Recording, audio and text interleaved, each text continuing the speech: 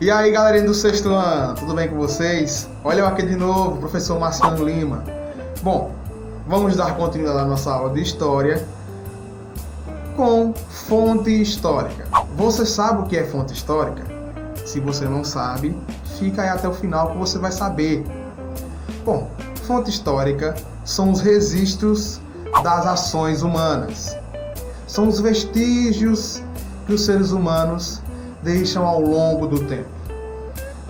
Sabe, a fonte histórica, ela é utilizada para a investigação do historiador. O historiador, quando vai fazer uma pesquisa, ele precisa de algo que comprove alguma ação humana. Por exemplo, uma foto, um documento, um diário, um vídeo. Tudo isso é considerado fonte histórica. As fontes históricas são divididas em fontes que ajudam a compreender esse setor maior que é a fonte histórica. Ela pode ser dividida em fonte oral, fonte escrita, fonte audiovisual e fonte visual. E também devemos considerar os elementos da cultura imaterial e da cultura material. Tudo isso vocês vão ver no nosso vídeo de hoje. As fontes históricas escritas já diz o nome. Tudo aquilo que foi escrito pelo ser humano também é uma fonte histórica escrita. Por exemplo, documentos oficiais, leis assinadas por autoridades, diários, cartas de amor, artigos de jornais. Tudo isso é considerado fonte histórica escrita. Tudo aquilo que foi escrito pelo ser humano é uma fonte histórica escrita. Por exemplo, o seu caderno de hoje, o seu caderno que você escreve suas atividades. Daqui a 50 anos, algum historiador pode fazer uma pesquisa, pesquisando, por exemplo, como eram os estudantes de 2020. Você está entendendo? Já as fontes históricas visuais também já diz o nome. É tudo aquilo que a gente consegue visualizar, a gente consegue ver. Por exemplo, charges, fotografias, retratos, desenhos. Tudo isso é considerado fonte visual, é tudo aquilo que a gente consegue visualizar. Por exemplo, usando um exemplo, as fotos que vocês tiram para postar no Facebook, no Instagram, ou então colocar de perfil no WhatsApp. Pronto, essas fotos, daqui a 50 anos, algum historiador pode pesquisar, por exemplo, como eram os jovens de 2020. Aí vão lá pegar as fotos de vocês, aquelas fotos maravilhosas que vocês tiram para postar no Instagram, no Facebook, enfim, não só de vocês, mas das suas famílias, enfim. E elas podem ser utilizadas como fontes históricas visuais. Entenderam, né? Visuais, aquela que a gente consegue visualizar. E a fonte, outra fonte também que é bastante utilizada é a fonte histórica audiovisual, que são as fontes, por exemplo, dos filmes, dos vídeos. Esses memes que a gente tanto ri aí no dia a dia aí, podem também, daqui a 50 anos, ser um material histórico, ser um material como fonte, ser utilizado como fonte audiovisual. Porque a audiovisual é o que eu estou fazendo com vocês agora. Eu estou aqui num vídeo e vocês estão escutando o que eu estou falando. Áudio visual, vocês estão vendo o que eu estou falando. Entendeu? Compreendeu?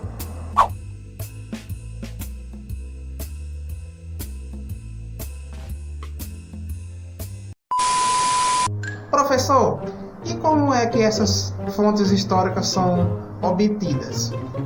Em que elas se baseiam?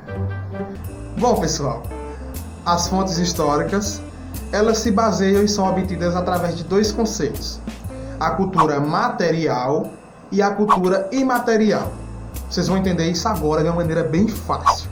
A cultura material são os vestígios, artefatos e instrumentos produzidos e utilizados pelos seres humanos. Nesse aspecto, posso dar de exemplo para vocês: ferramentas, roupas, instrumentos domésticos, instrumentos musicais. Tudo isso pode ser considerado como cultura material. as armas também, né? Os veículos, casas, tudo isso faz parte de um conjunto. E esse conjunto antigo também, né, é denominado de patrimônio cultural. É todos aqueles vestígios deixados pelos seres humanos há um tempo atrás. Tudo isso aí é considerado e denominado como patrimônio cultural, porque faz parte desse conjunto de vestígios, de instrumentos e de ferramentas que o ser humano produziu ao longo do tempo.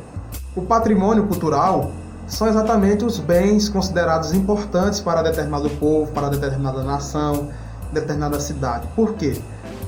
Esse patrimônio, ele ajuda de alguma forma na construção da identidade de um povo, de uma nação, de um país, de uma cidade.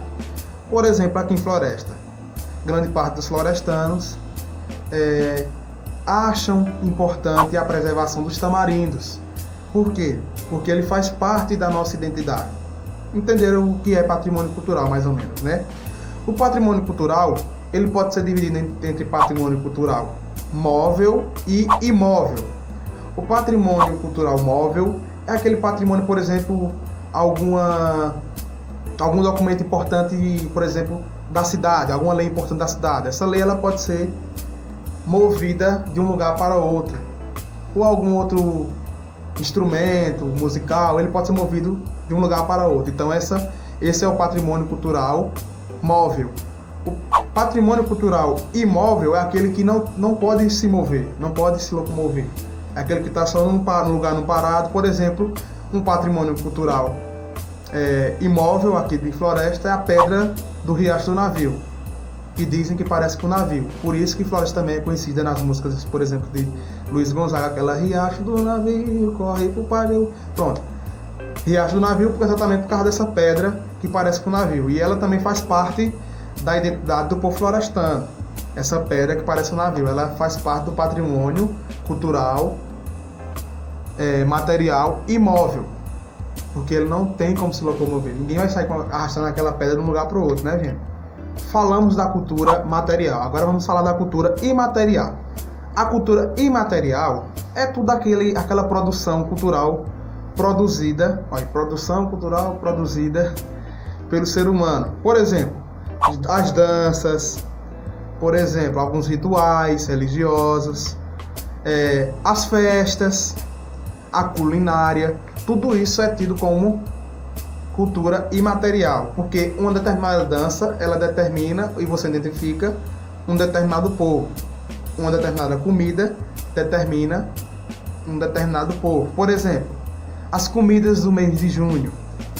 Aquela canjica, outras coisas são características do povo nordestino. Exatamente, a culinária, ela interfere na identidade também do povo nordestino.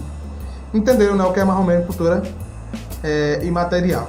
Por exemplo, a capoeira, que é um jogo considerado também uma dança, que não pode ser dito também uma dança, né, mas é um jogo, uma cultura dos povos afro-brasileiros.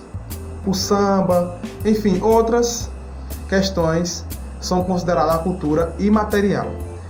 E para conservar a cultura imaterial, a cultura material, temos o acervo cultural, que é exatamente quando esse acervo cultural ele é mantido num local, né? E esse acervo cultural também histórico é, por exemplo, um museu, que são exatamente os locais que são responsáveis por cuidar e por preservar esses acervos culturais, históricos, que são importantes para a identidade de um povo, são importantes para a história de um povo.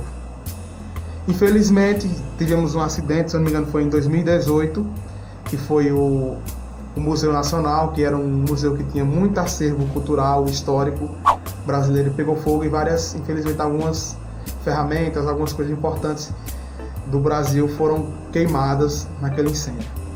Então, pessoal, essa foi nossa aula de hoje. Espero que vocês tenham gostado. Espero que vocês também tenham entendido. Um abraço para vocês e até mais.